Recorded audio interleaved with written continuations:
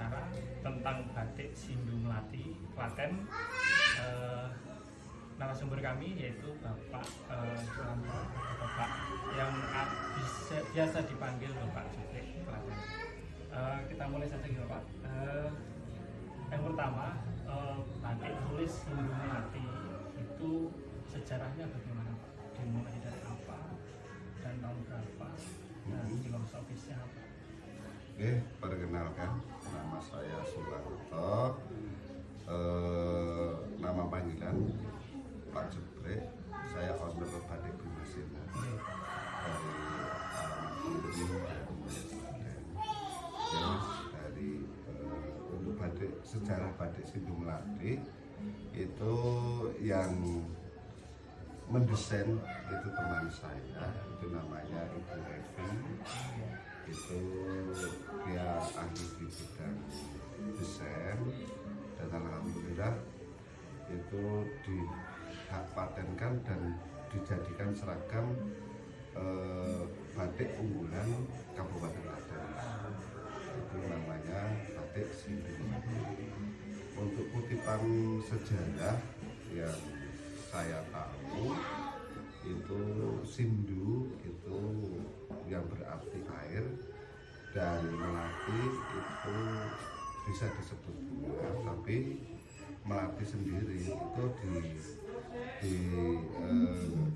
istilah pun bukan istilah yang pastinya Melati itu wonten tokoh bapak kiai yang namanya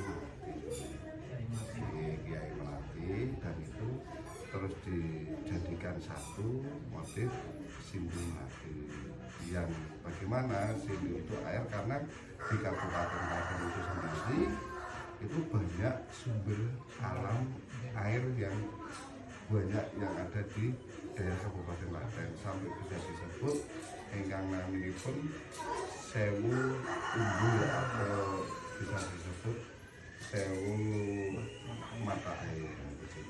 Itu istilah batik Sindu Melati. Tapi akan lebih tepatnya nanti monggo itu nanti bisa tahu ke tempatnya teman saya. Kalau saya bisa untuk menjelaskan tentang yang umum-umum saja. Ya. Yang kedua Pak, bagaimana proses kreatif dalam desain motif batik Sindu Melati? Ya, untuk desain sendiri itu memang dibutuhkan ya namanya kalau istilah di kami itu perlu perhitungan. Itu salah satunya bentuk ukuran bagaimana. Biasanya kita standar untuk batik itu kita buat ukuran 2 meter atau 2 meter seperempat atau 2 meter setengah, dan itu dimainkan untuk kalau kita main di istilah kumpal dulu.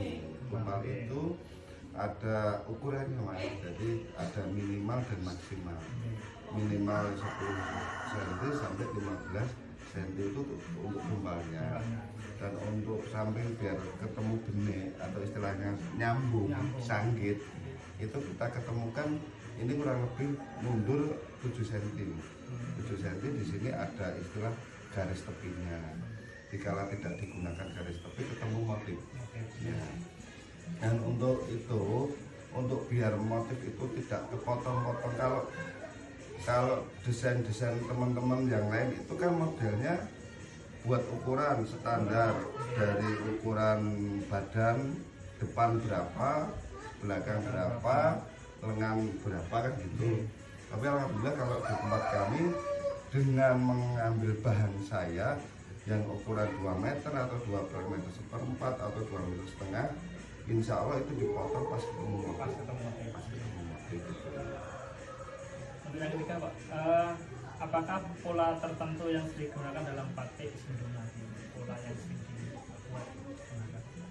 Pola yang sering dibuat itu ada musuh, karena itu melati ya, itu berarti ada bunga-bunga melati, dan daun untuk sebagai pemanis, ada pagarnya dan ada airnya. Gitu. Untuk yang keempat Pak, dalam mendesain batik, apakah Anda mempertimbangkan konsep rotasi perputaran atau refleksi pencerminan dalam susunan motif ini? Pasti ya, karena apa?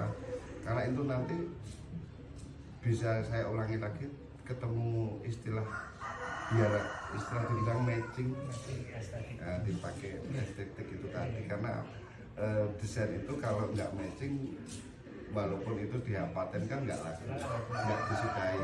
Tapi kalau motif itu sudah dibikin yang bagus dan matching, dipakai ke kalangan menengah ke bawah, orang tua dan anak kecil, insya Allah itu bisa masuk ke pasar. Terus selanjutnya Pak, bagaimana konsep pengulangan diterapkan dalam motif batik ini? Di sini ada sistem mengcopy atau kalau di sini batik tulis sendiri kita memainkan yang namanya pakai istilah pun karbon. Kita ada dua sistem. Yang pertama kita menggunakan secara manual, itu ada kaca, dikasih sinar, itu ada motif konkret, itu mengcopy. Tapi ada yang sistem lagi, kita mendesain kain itu kita lempit jadi biar sangit ya. Jadi kain kita lempit jadi dua, kita ambil tengah dikasih karbon. Kita desain satu arah. Insya Allah nanti begitu dibuka ketemu yang namanya motif sangit. Gitu. Untuk yang selanjutnya Pak, apakah ada perhitungan matematis dalam menentukan ukuran dan proporsi motif? Ada, itu pasti ada, karena biar tadi yang saya bilang tadi, biar tidak banyak yang dipotong dan tidak banyak dibuang, sehingga bisa motif itu bisa tidak kepotong, itu kan menggunakan bentuk ukuran, Mas. Bentuk ukuran. Nah, ukuran motif itu kalau biar dilihat itu matching dan bagus, paling enggak itu ada ukuran lebar 18 cm, naik 20 atau 22 cm. Itu ukuran untuk kotaknya. Ya. Pertanyaan selanjutnya Pak, bagaimana penggunaan geometri dalam desain batik Sindumati selain tadi bentuk bunga, kalir air, ya, seperti bentuk segitiga, lingkaran atau persegi dalam motif? Itu ada, itu kayak kemarin kita membuat, karena itu hak paten ya. Kalau hak paten memang di Sindu Melati sendiri, itu hanya sekedar sebagai pembentukan motif. Jadi kita bikin kotak, kita bentuk segitiga, itu sebagai pemapakan motif saja.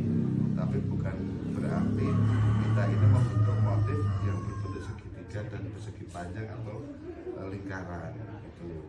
Dan kayak kemarin ada temen yang order pakai brand teman, CV atau istilahnya pun kantor mana, dan itu dikasih katakanlah contoh kecil Dinkes, dinas kesehatan atau rumah sakit Bagaswara. Di situ harus bisa memaparkan pola motif yang benar-benar baju itu bisa, tulisannya bisa dipajang di depan atau di bawah itu. Dan perlu yang namanya pemikiran yang pakai ukuran matematika juga.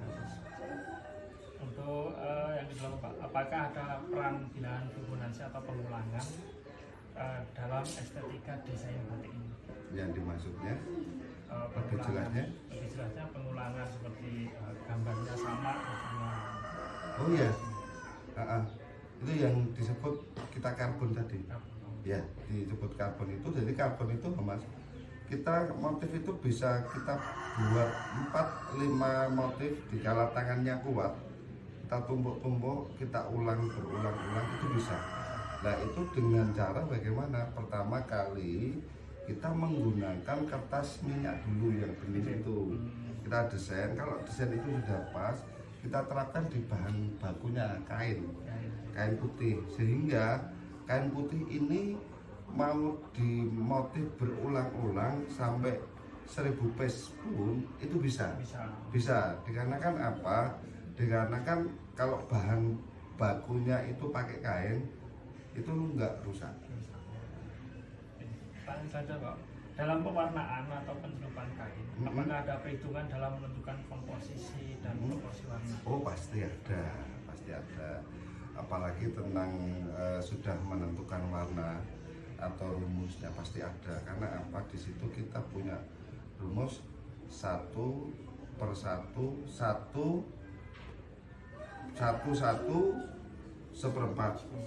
itu istilah rumus itu, karena obat itu kan ada banyak campuran. Katakanlah mau menentukan warna hitam, itu ada, kita butuhkan warna biru, warna hitam, dan warna oranye. Nah, dalam istilah komposisi ini yang biru harus 1 on. 1 itu istilahnya 1 on bisa 1 kilo, bisa 1 liter, bisa 1 sendok. Itu istilah rumusnya 1/1/4. Terus untuk di liternya itu kita bisa menggunakan 5 liter, 3 liter itu, dan itu nanti akan bisa merumuskan warna yang berbentuk warna hitam pekat. Kalau pengen abu-abu berarti kita harus menggunakan warna hitam, kita kasih berapa on, 1/1, terus nanti dikasihkan komposisi airnya yang harus berapa liter. Itu memang harus pakai rumus semua, Mas. Itu. Untuk pertanyaan selanjutnya, Pak, bagaimana cara menentukan skala ukuran motif agar seragam dalam 1 lembar? Kalau masih 1 lembar pun masih mudah. Masih mudah. Kalau istilah pun sampun, jadi gini, makanya kita menggunakan pakai komposisi rumus 1/1/1 atau 1/1 atau banding setengah, dan ketemu 1 liter dan 2 liter, dan itu bisa dibagi. Mau dipakai 1 lembar, mau dipakai 1000 lembar, itu bisa. Tinggal dalam hitungan 1/1 itu ketemu katakanlah 1 liter, dikomposisikan menjadi 5 liter, otomatis 5 liter ini menjadi 5 kain, 5 lembar. Oh, kok saya mau menggunakan hanya 1 lembar, berarti komposisinya ini saya kurangi dari obatnya beserta airnya, menjadilah 1 lembar cukup. Nah, kalau pengennya itu 50 lembar, karena yang satu komposisi, satu rumus ini menjadi 5 lembar, tinggal saya kalikan. Nah, kalikan 10 atau 50 kita bagi 5. Itu menjadi rumus yang insya Allah pewarnaan yang tepat sampai 1000 piece pun bisa sama. Walaupun hanya istilahnya pun, kalau istilah warna kan walaupun tidak sama mirip. Jadi istilahnya ada grade A dan B gitu. Selanjutnya, Pak, apakah ada teknik perhitungan dalam menentukan jumlah bahan yang digunakan agar efisien? Sama tadi. Iya, sama. Lanjut saja, Pak. Apakah ada upaya untuk mengenalkan konsep etnomatematik dalam pelatihan atau pendidikan batik bagi generasi muda? Etnomatematik itu pembelajaran matematika yang disesuaikan dengan budaya. Jadi apakah ada upaya untuk mengenalkan konsep matematika dalam budaya dalam pelatihan atau pendidikan batik bagi generasi muda di sini? Sebenarnya itu kalau di gadok-gadoknya insya Allah ada dan bisa. Karena saya itu bisa dibilang apa ya, dari ilmu otodidak. Kalau seperti nanti dikembangkan dengan matematika, tadi saja saya ceritakan di situ sudah ada yang namanya pengurangan, pembagian, perkalian, kan gitu, kan itu. Nah, di situ dikala mau regenerasi penerus itu biar gadok dengan itu, insya Allah bisa, sangat bisa. Karena apa? Karena semua itu pakai hitungan matematika, pakai hitungan semua. Tadi dikata karena bukan matematika, tapi kita ini pakai hitungan semua, pakai hitungan. Kalau istilahnya pun katakanlah kita mau ukuran kayak masih itu kalau nggak salah ukurannya M, ya kan? Ya, nah masih itu ukuran M. Nah kalau ukuran M ini standar batik itu 2 meter sudah cukup. Nah, kalau ukurannya XL berarti 2 meter 1/4. Kalau ukurannya triple XL harus menggunakan 2,5 meter. biar kok wedene tenanan kita menggunakan 3 meter. Nah itu kan konsep yang ngirit ning yo dadine apik dan itu perlu pakai perhitungan. Dikala nanti perhitungan meleset mau nyambut gawe Mas, rugi total kan. Sampai istilahnya pun ada tembung deadline. Deadline itu kan waktu. Dan kita harus menghitungkan tembung kapasitas. Kita punya anak buah berapa tuh ini? Orderan saya 1000 piece. Anak buah saya hanya 10. Harus berapa bulan atau hari kah kita harus berani menentukan, Pak saya sanggup, Pak saya tidak sanggup. Itu kan pakai hitungan. Yang kuwi orang cerdas sing ngitung meleset. Urusan itu, Bu. Pertanyaan selanjutnya, Pak. Bagaimana Anda melihat peran etnomatematis dalam memperkuat warisan budaya batik Sindung Mati? Jadi untuk pembelajaran matematika dalam budaya itu untuk memperkuat warisan Sindung Mati ke depannya. Untuk memperkuatnya, ya salah satunya regenerasi itu. Ada istilah tembung regenerasi, dan yang keduanya untuk warisan budaya ini kan tinggal kita itu melestarikan dan menjaga anak muda biar tertarik di istilahnya memakai dan membuat. Kalau memakai aku yakin banyak yang sudah memakai, tapi yang akan menjadi kesulitan yang membuat, yang produksi. Kalau tidak dikasih sentuhan itu sebagai produk unggulan dan dibikin simpel dan mudah cara membuat, otomatis itu nanti anak muda itu kebanyakan sekarang nggak suka banyak memikir. Jadi pengen ini instan. Dan itu barang itu dibentuk dari apik iki kepiye. Nah, makanya untuk biar menjadi penerus sampai turun temurun, satu kita harus punya wawasan yang luas. Wawasan yang luas itu target market. Kok kalau kita targetnya ke orang tua dari segi warna, segi motif harus full. Tapi kalau ini segi anak muda itu nggak suka ribet. Sukanya warna simple, motif simple, warna kebanyakan yang gelap. Jadi yang nggak gampang kesel nyawang gitu.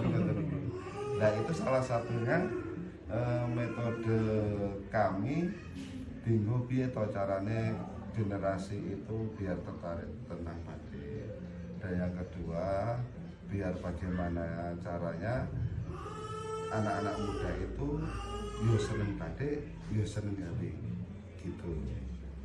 Selanjutnya Pak, menurut Anda bagaimana cara terbaik untuk mengintegrasikan, jadi memasukkan pembelajaran matematika dengan seni batik dalam kurikulum saat ini?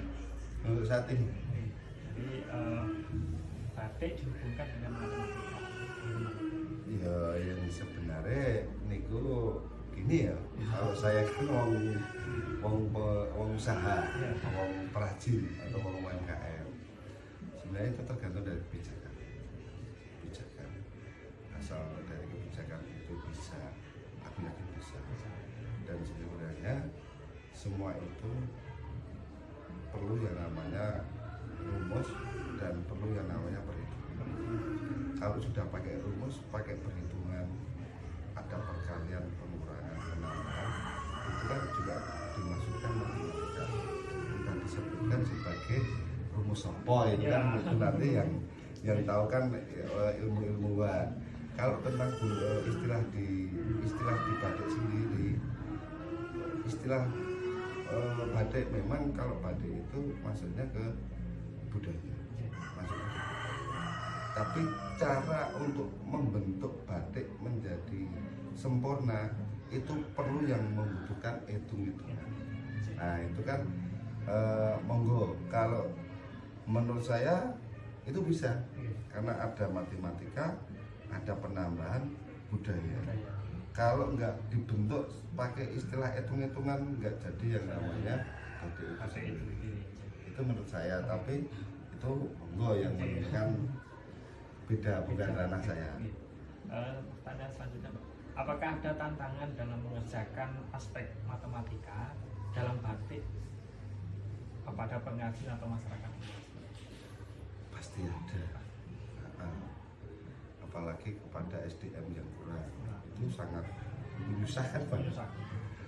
Mengkon kula kon garis lurus saja, tepi 5 cm atas, bawah 5 cm pas ya, oke, itu aja bisa meleset. Nah itu kan agak sulit. Nah, makanya untuk yang desainer, yang tukang desain, yang tukang marketing dan tukang jahit, itu dibutuhkan orang-orang yang pandai dalam berhitung. Gitu.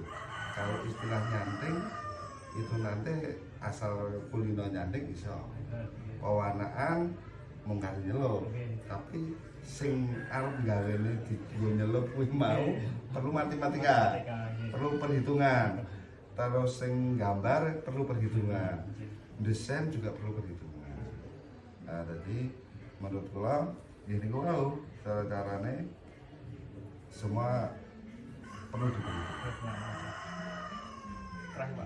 Apa harapan Anda terhadap pemahaman dan pengembangan pembelajaran matematik dalam dunia batik, matematika dalam budaya? Dalam istilah apa? Matematika dimasukkan ke dalam budaya, itu dalam dunia batik. Menurut Anda bagaimana? Ya menurut saya ya bagus sih, bagus. Karena apa? Karena itu nanti kedepannya bisa menentukan produk itu bisa menjadi produk unggulan, karena banyak perhitungan. Tapi itu nanti memang rumus-rumus yang diperlukan itu kan harus sinkron dulu, harus bisa mensinkronkan batik itu seperti apa, pasnya seperti apa, ukurannya berapa, ketemu berapa lah, itu pas dinamakan sebagai rumus apa kan yang belum tahu. Atau kayak zaman kulorian poro gape atau popo kan gitu kan, jadi kan dari ngerti itu namanya rumus apa. Jadi itu kalau saya setuju saja, karena itu memang sangat dibutuhkan untuk pembelajaran. Terakhir Pak, tambah satu, untuk batik tulis di tempat panjenengan ini ada berapa motif? Di sini ada 2 motif, yang satu klasik, yang satu lagi kontemporer atau modern. Nah itu istilah tembungnya. Kalau dengan tanya tentang motifnya berapa, klasik itu insya Allah banyak sekali.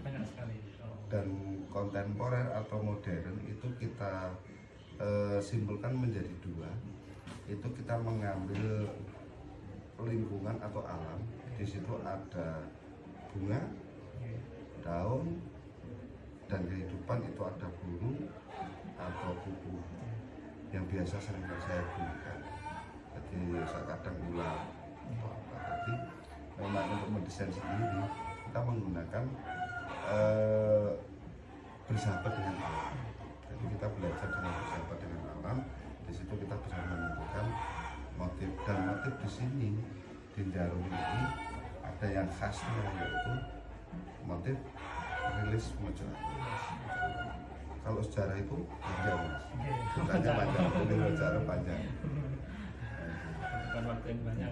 Nah, ada motif klasik itu, yang disebut motif klasik itu bisa dibentuk motif kejawen atau motif keraton atau pedalaman. Pedalaman dalam keraton itu ada jarik, ada kawung, ada pelutung, wayu tumurun, sidomukti, sidoluhur, itu kan motif-motif klasik. Dan sekarang ini dikombinasi adanya, biar tertarik, tidak hanya gambarannya kan yang batik kan jarik, biar anak-anak muda itu pada kepake, biasanya dikasih motif bunga, motif kupu, dan otomatis tetap simbol motif simbol filosofinya ada, tapi masih ditambahi kuat lagi dengan motif-motif bunga, motif-motif biru. Kita begitu. Terima kasih Pak. Sudah selesai untuk wawancaranya. Terima kasih atas waktunya. Semoga semakin berkah, semakin jaya, semakin maju untuk batik Hindumati Klaten dan Dimas ini semakin jaya, semakin berkah, semakin maju dan berkembang pesat. Amin. Tidak hanya di Klaten tapi juga di Indonesia. Amin, amin. Ya, makasih sangat. Makasih Pak, cukup itu. Masa wawancaranya. Sami-sami. Assalamualaikum warahmatullahi wabarakatuh. Waalaikumsalam.